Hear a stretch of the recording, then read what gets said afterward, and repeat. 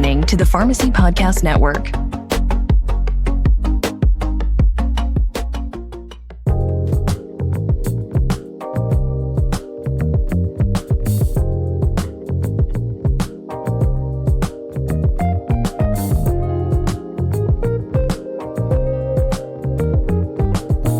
This is the Sex PharmD podcast with your host, Dr. Nadia Archambault, licensed clinical pharmacist and certified sex therapist. With a focus on women's sexual health and wellness, Dr. A is here to cover important health topics and answer all of your questions about subjects that can be applied to pharmacy practice. And now, here's Dr. A. Hello, welcome back to another episode of Sex PharmD. Today, I have a very special guest, Maryann Walsh. She is a registered dietitian and single mom by choice, which I love this new term that's out. Welcome. Thanks so much for being here. Thanks for having me, Nadia. And yes, I'm live from my bed, which normally I think it would be kind of appropriate for the title of your podcast, but yes. There's really nothing exciting going on in my bed. It's just because my dog will bark if we're not in my room because she hears and it'll wake the baby. So that's why I'm in bed right now. That's okay. We have a cat like jumping up on the chair. She might come up, or the other one might come up at some point. So for anyone that's heard this single mom by choice term, so, it's almost a trend now. I'm loving it. A lot of women are now using sperm donors instead of traditional methods to have a baby, and they're doing it on their own by choice. And I love that. So I'm taking a deeper dive. You're one of some other people that I want to interview to talk about their journey. I think it's a really important topic. I think it's important for women to know their options. And I think women like you are very brave to do it. I admire that a lot. And it's something that we don't really know about in healthcare. Like as pharmacists, we didn't learn about any of the IVF drugs or any of that stuff. So this is like all new territory. So explain to me a little bit, like for our listeners, like I guess your why and then how it all happened. Yeah. So there's always like a couple of first questions that I get when I was starting the process of exploring being a single mom by choice. And then when I was actually like embarking on the process of trying to get pregnant as a single mom by choice.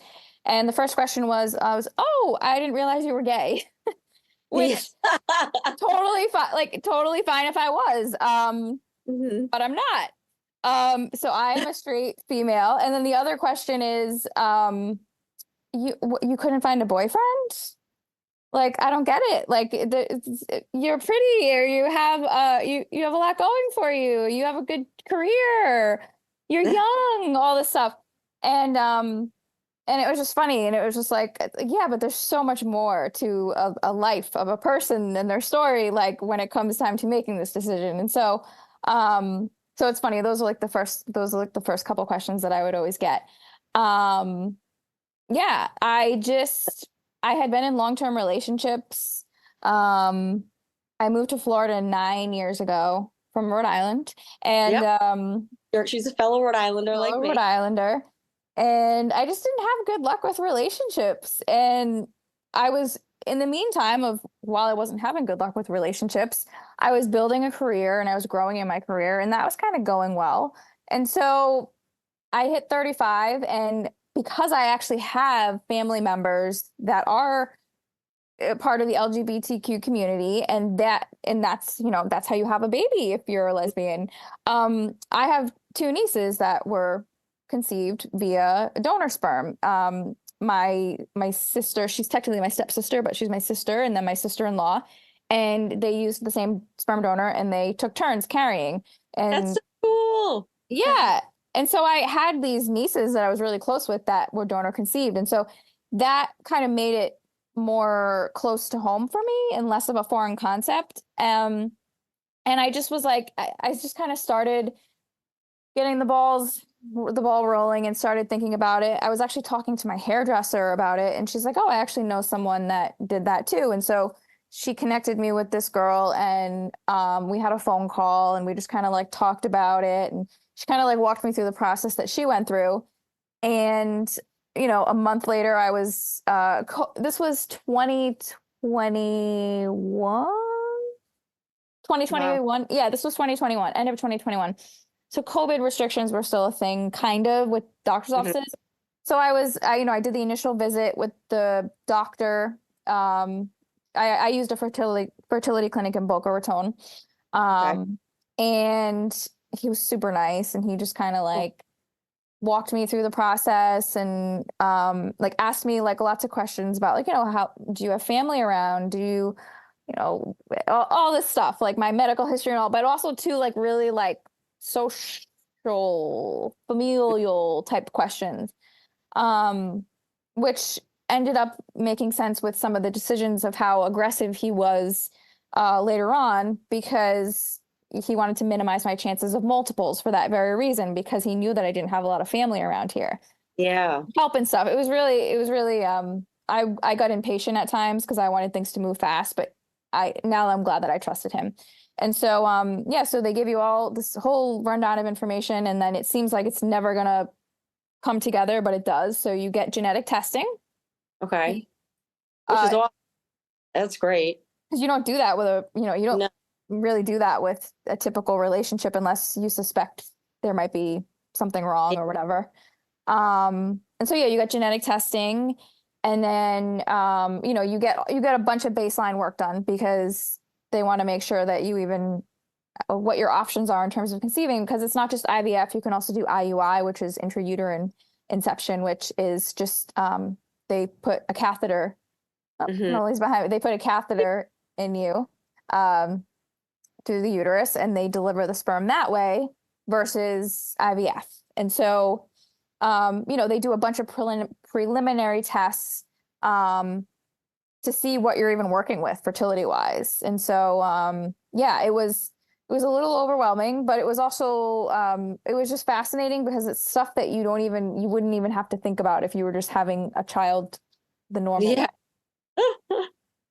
Yeah, it's so true.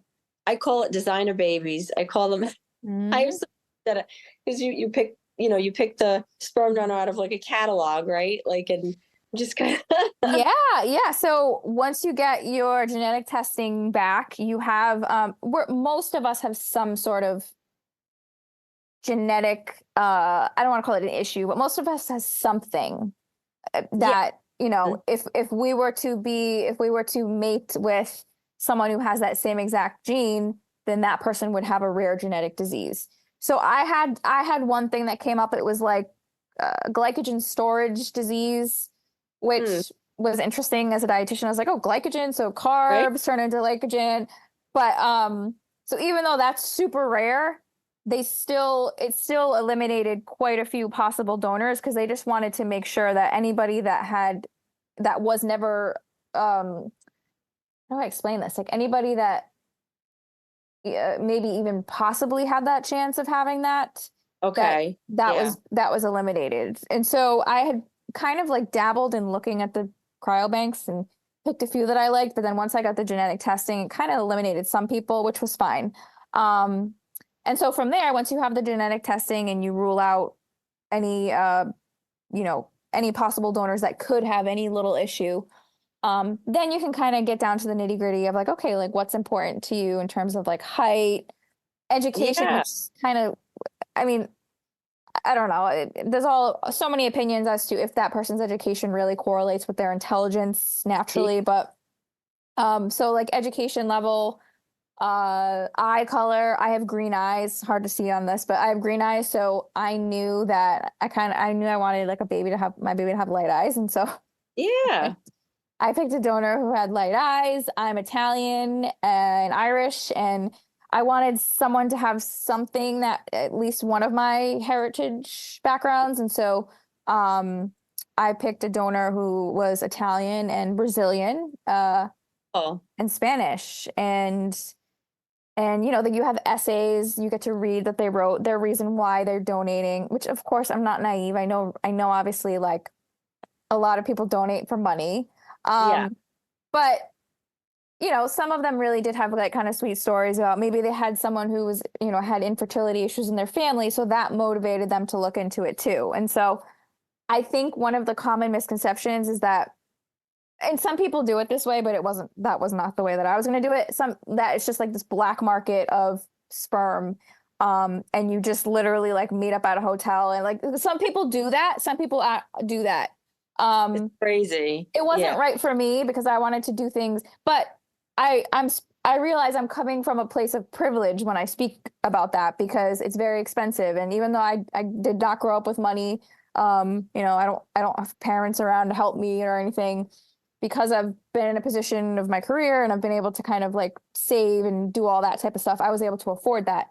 But there are people that do go on this app, Just a Baby or whatever, or they go on Facebook groups, and there's a whole like black market for sperm.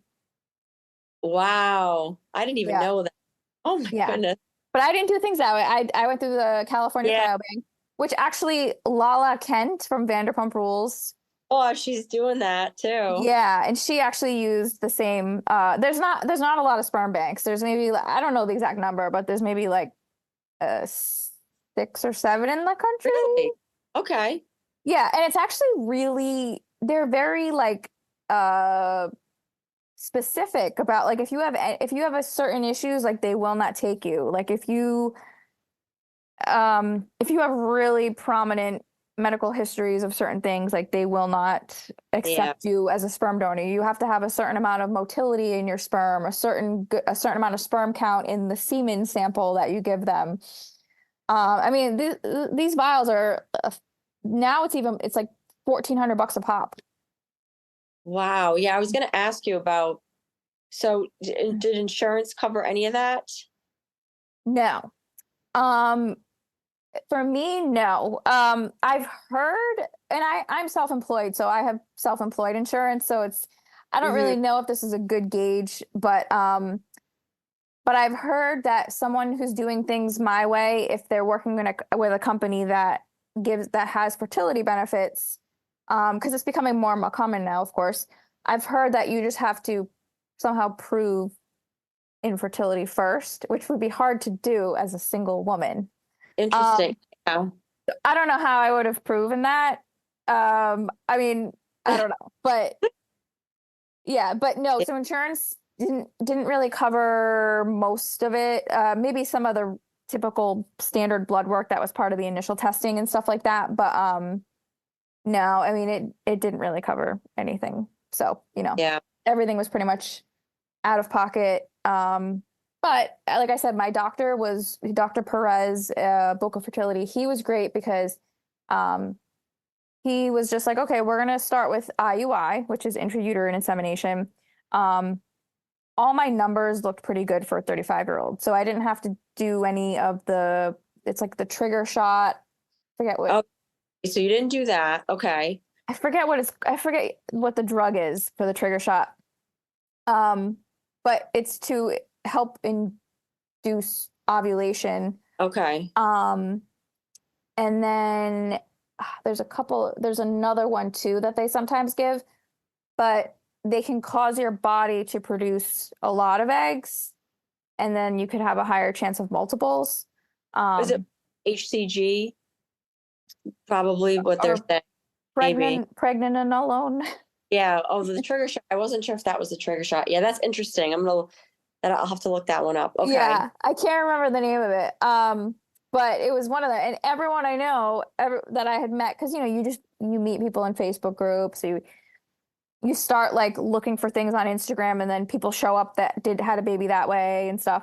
And every other person like seemed to be the standard protocol. But my doctor was like, he was kind of conservative. He's like, we're going to try 6 times with IUI. After the 6th time, if that doesn't work, then we'll move to IVF, which would have been, it would have been hard because it's a lot. It's very involved. Like you go, even with IUIs, like you have to, track your ovulation and then go get the IUI done. 2 weeks later, you have to get a blood test. Even if you start your period, you still have to go get a blood test to prove that you're not pregnant. And which is hard. Like you're going through everything, and you're like, I would cry like the months I didn't get pregnant, and then you still have to go and to Quest Labs, which no one likes going to Quest Labs. No.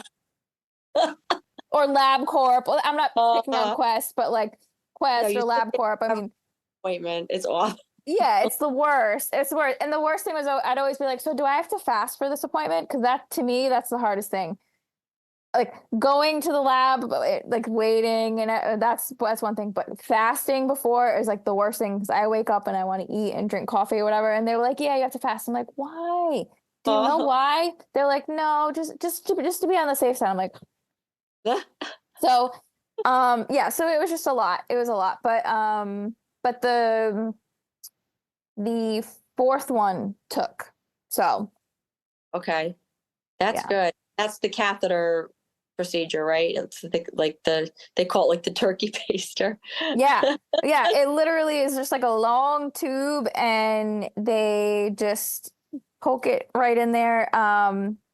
It goes past the cervix and it goes right into the uterus. So it's a little bit more accurate than just regular intercourse. Okay. Gets it a little bit closer to where it needs to be, but you still have to be so spot on with ovulation timing, which I think is kind of what Yeah, like that's the first 3 times I was learning how to properly time my ovulation. I know people use apps and everything now. I mean, it's pretty involved. Yeah, the clear Yeah, blue, I'm like such an advocate now for the clear blue ovulation kit. that's cool. That's awesome. That's good Because to know. the cheapies, like the cheapie strips that you can buy in bulk, I don't know, like they were so like they would kind of be all over the place, but then I bought the clear blue one, which again, like you're spending so much money on so many random things, all the supplements I was taking Oh, to like, and so yeah, and so like these are just like one more thing that you add to the mix, but you're just like whatever, like I want to enhance my yeah, chances as best as possible. So, yeah. Now, do they have you take Clomid or no? no. Okay. That's another one I was trying to think about. No, they didn't have me take Clomid. Because I think that too can increase your chances of multiples. Oh, big time. Yeah. I just Yeah, want for people that are having a hard time with it, they'll have them go on it, but there's a very high, like it puts you at high risk for that. yeah. I'm very fortunate. It's every cycle was again, it's your emotional ish what you're going through, but it's super expensive because you're paying for one shot Mhm. of sperm. Like how crazy is that? That is crazy. And the Oh, procedure itself is, $400 and and so and just for it to not work those times was just like, oh my gosh. So I was like, come on, can't give me the Clomid, give me the trigger shot, because that's like the combination that they do, the Clomid and the trigger shot. And I was like, yeah. give it to me, give it to me. And he's like, no, he's like, just hold on, just let's get the timing right. I'm like, oh, I knew I should have. I was getting so frustrated. But no, the fourth time took, and I actually did. I went back to back. I'm like, I was gonna take a month off because I was so like, I just needed a mental break. Yeah. And I actually, I bought like a Nintendo Switch so I could just like have something to like take my mind off of it at night because it was just like it was consuming me, and it's kind of hard. I'm a homebody, and I'm good being alone because I wouldn't have had a baby if I wasn't good being alone. Yeah. Um, but it was so like some parts of it would get kind of like lonely going through it on my own. So I would just like try to find things to pass the time. Oh, Um, but yeah, so the fourth one took, I did 2 back to back. So I literally went, I'm just like, I was going to take a month off, but I decided, nope, I'm going all in. So I got 2 vials sent to the clinic, went back to back 2 days in a row just to make sure that I caught those eggs when they were coming amazing. down the hatch, and that was the one that worked. And thankfully, there was no it's so hard. I can imagine how it must be like when someone goes through all of that and then they end up miscarrying or whatever. But no, Yeah, thankfully everything worked out. that's good. Now, as far as like the amount of sperm you can get, is there a limit on like when you purchase sperm, is it just for you or like could like Lala can Mm. possibly the same sperm donor as you? That would be something. So there's a few options. You can buy out someone's entire sperm donation. But that's I think it's like I think it's like 20, 30 grand. Like it's no one else can obviously use them or whatever. You can do that. I don't think a lot of people do it. So there's a limit. I want to say it's like, which sounds crazy. It's like 15 to 20. Wow. But a lot of people buy like multiple vials because they know it's going to take multiple attempts. And so, and that donor has been sold out. And so I know of 5 other siblings right now. That's so cool. Yeah. That's amazing. And so there might be a few others, but I don't think there'll be like that as many. Yeah. So, and I connected with them. We're all connected now. I love that. It's like a whole community. That is so cool. Yeah. I thought it was going to be weird and I was nervous about it, but I just was like, no, I want to do it. And now we are connected. There's like there's a donor sibling registry. And so we are connected and we have like this secure little chat that we have, and we send each other pictures. We had a Zoom call, our first Zoom call last Sunday. And they're amazing. Like they're people. So incredible. They're amazing. Like they're people that I would want, like they're all over the country, but like they're people that I would love to be like friends with if they lived around here and our siblings could hang out and stuff. So it's cool.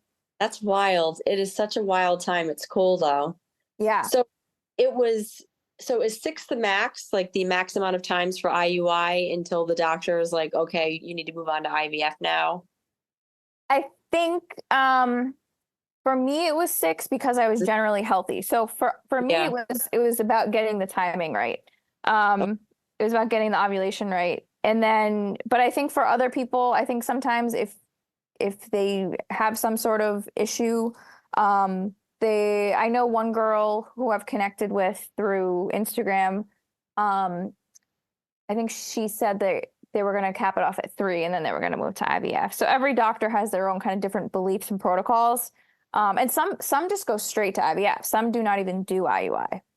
Yeah, I think that for some people, if they're at a certain age too, they want to go on to, IVF. That's really interesting.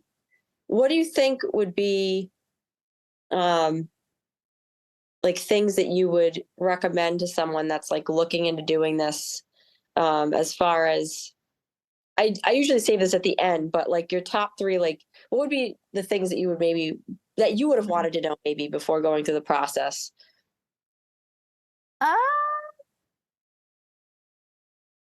Oh gosh. I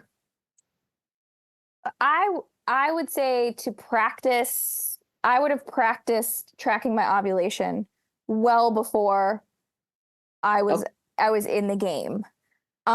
Because it's like, I don't know, I just never really had to do that. And Yeah, exactly. And I was on birth control for like a majority of my adult life, from when I was like 18 until like in my 30s. And so like I never even felt the feeling of ovulation until like now I'm not on it. And so like it's weird because you feel when you ovulate, but like when you're on birth control for so many years, you just don't. And so I would have wished that I had kind of like learned that. So I would have maybe shortened the amount of time it took. And then I would also too, just like, I mean, I think I was prepared otherwise pretty well for someone who didn't have a huge support system around here. I made sure like I hired a doula. I arranged, I have one thing I could think of. I arranged a night nanny for the first like week. And that's then after that people are doing now, the night nannies. I think that's an awesome idea. Yeah.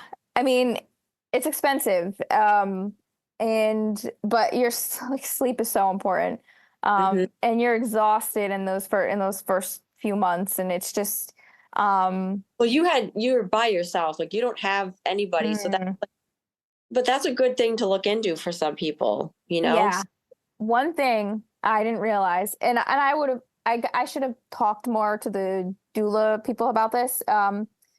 Was I didn't realize that like after you have the baby, it's just customary like for the doula to like leave, and then um she hung out for a little bit, and then she was done basically In the hospital room with you? in the hospital. Yeah, and I had a C-section, and so I was like, that was the first time I really felt like, oh wow, I'm alone with this Yeah. baby. And I was in the recovery room, and I will say like the nurses at Jupiter Medical Center were amazing. They took her like overnight for part of the nights in the nursing unit, like because I don't think they even have like I don't think they have an actual like nursery there anymore, so they took her out into the little nursing unit so I could get some rest and stuff My because like goodness, I I love Jupiter Medical. They're I great. couldn't even, yeah, they were great. But like I couldn't even like sit up and stuff. It was Yeah. crazy. But no, I mean, that's the one thing. Like, and I did it and I got through it and it was hard. But Those yeah. are all points though, definitely. Yeah, you have to have I underestimated how hard it would be. Because to me, I'm like, I've done so many things by myself in my life. Like I'm just kind of like this, like, I don't know, I'm just very Yeah. independent, like, and I'm like, I could do this. I'm like, people have babies all the time. I'm like, I've done harder things than people have babies all the time. How hard can it be? Wow. Nothing prepared me for how hard it would be at first. So yeah, that's just something that I think that I wish that I would have believed when people told me that it's gonna be really hard. Yeah. Yeah. But you get through it and yeah, Well, and it's worth it. Your daughter is gorgeous. I thank mean, you. beautiful girl, design a baby. It's amazing. It's an amazing thing. I know, and it's and I think a lot of like the people that I've connected with that are other single moms by choice, the one thing they say is like it was dating sucks like right now, like it's so Yeah. bad, and Yep. I've never done the apps. I don't Don't know. bother. Just don't. I know, Just don't. and I just was like, something was missing. And I knew that, while I knew that I don't need to, I love my career. And so I knew that I didn't need to be like with someone so I could be a stay-at-home mom. Um, Right. I knew that there was that piece that I knew I wanted to be a mom. Um, but it's okay if you like, I think the conversations now are getting into this place where it's okay if you don't, if that's not part of like, it's okay. Like whatever makes sense for your life. And Mhm. that's what I think is so great. And, if people do ever judge me or whatever, I always assume, and they're just coming from a place of like, they, I don't know, they just Yeah. couldn't do it themselves. So they are just like Yeah. jumping to conclusions about my ability to do it. So, Exactly. Yeah. I mean, there are people will say what they're going to say, but I think it's great that more women are becoming public about it too. yeah. So I think that's important. Like we were talking about Lala Kent on Vanderpump Rules. Like I think that's cool that she is public about that. And her reasoning for it's pretty awesome. She wants full control over custody of her own child because of what she went through with her first one. So Yeah. And that's a big thing too, is like, I always say, like, people are like, oh my gosh, must be so hard, or blah, blah, blah. I'm like, no, because when I'm done with work, I don't have to worry about cooking someone else dinner. I don't have to, like, hmm it's just me and Isla and my dog, Cannoli. And it's like, I don't have to worry about the needs of another person. Because I've always been with men that are like, I don't know, like just, they're like needy and you know, and yeah, so, um, yeah, and just the fact that I get to make the decisions, I know I'm not going to make all the right decisions all the time, but not having to have that conflict with someone, or having like issues with like a mother-in-law that's overbearing, or all that. I never have to worry about that, or splitting up holidays if you get divorced, and who's going to take who gets the kid on Christmas and all that. So it's something definitely a good option, I think. So for people that can do it, I think it's awesome. And you have a great setup too with your job. So for our listeners, you're a registered dietitian. You've done some pretty amazing things. I want to have you on again to talk even more about it, but just to touch on a little bit of what you do to tell everyone, because there are even pharmacists that are listening to this that are going that route with functional medicine, more dietary counseling and things like that. And what you're doing is great. Yeah. Yeah. So I've been a dietitian for, what was it, 2012? So 12 years as a dietitian, and 3 years before that, did the undergrad in nutrition, and then you go back and do the master's, clinical rotation, same thing you had to do as a pharmacist. And so I worked at like the WIC program for another few years before that. So I've been in the nutrition space for like 15 years. And I was doing the one-on-one stuff for a while and whatever, but the past 2 years have been more in like the psych space. And then I also consult for some brands with supplement development and things like that. There's a lot of it's cool. There's a lot of overlap too with like what pharmacists do. Like talking about how certain things could either, support drugs, or sometimes even like replace them in certain ways. If someone's coming off of a drug and they want a more natural approach, there's a lot. There's a lot of opportunity in this world, because people are just getting more, and I deal with it as a dietitian, even just in my even socially, people I don't trust the FDA. They let this in food. And I'm sure you, as a pharmacist, you deal with it all the time. I don't trust the FDA. I watched, that show Dope Sick about the opioid crisis, and people are just, I don't trust, and so, it's interesting to kind of be in more of the supplement space, because I kind of live in this in-between place where it's I'm conscious of what I feed to my daughter, because in my mind, the dose makes the poison, and I don't want her getting a ton of the red dyes and all that stuff, but I'm not obsessive about everything doesn't need to be organic and non-GMO and blah blah blah. And so I kind of live in this middle ground space of I think there's a time and a place for everything, and we're all approaching it from different perspectives. Yeah, she's allowed to eat the ice cream if it's the kid's birthday party and they're doing the, I see what you mean, yeah. And everything in moderation, yeah. Oh, yeah. Yep. Yeah. Totally. I was you had your TED Talks. Did you do another one too? I did. I did one 3 or 4 weeks ago. It was a bucket list thing for me professionally, and I was 2022 I had Isla in June, and then a total another conversation for another time. Had nothing to do with the way that I had my baby, really, but I dealt with some postpartum depression, and so did a great little day program at Women and Infants in Rhode Island. Oh, I love it. They're great there. They have the best program. There needs to be more programs like that everywhere, but I know. I was talking to my OBGYN down here about that, because I feel that they would like that as part of Jupiter Medical Center eventually. But more, I've talked about this before, and we need more support for women after they have a baby, more postpartum support. It's kind of blows my mind, Yeah, because so much goes on emotionally. And what was cool about that situation is it was a day program. So you did group therapy, and everyone, and you could bring your baby, and they had a nursery, and then you did one-on-one therapy. And it was just there was people from all walks of life. And what was fascinating to me was at times, because I was in such a dark place, I'm oh my gosh, did I do the wrong thing? Whatever. And having a baby on my own, am I someone who can't do this? Did I really need the support of someone? And there were people there with that were in great marriages and great relationships, and they were still really struggling because it's just hard. Like it's really hard at first, and your hormones are all over the place. And Yeah. And you're yeah, alone. And whether they're alone or not, there are women who are married and they still feel alone. It doesn't yeah, matter. You know?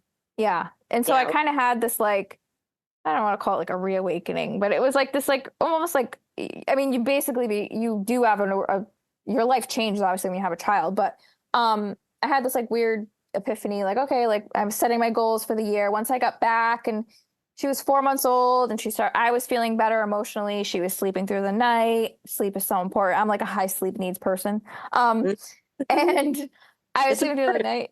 It is, it's so important. I have my aura ring Oh, cool. tracker. And I was setting goals for the year because like I knew that I wanted to set some professional goals, and one of them was to do a TEDx. And so I applied to a few, and then because it's so subjective, it's the organizers like that pick who gets to obviously be in it, and everyone is different and has different Yeah. preferences. So I applied to a bunch, and then I got accepted to one and did one in November. Then I got back from the one in November, and I found out that another one I'd applied to earlier, I got accepted to do. And so I was like, okay, I'll do another one. I'm done for a while now. Yeah. I'm like tired, but yeah. And so the first one is out on the TEDx YouTube. You can find it. It's called The Dietary Dogma Dilemma. That's right.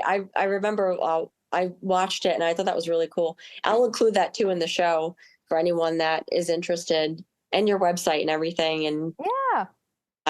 uh, any good resources for people going through IUI that you found helpful? I can post that too in the show notes.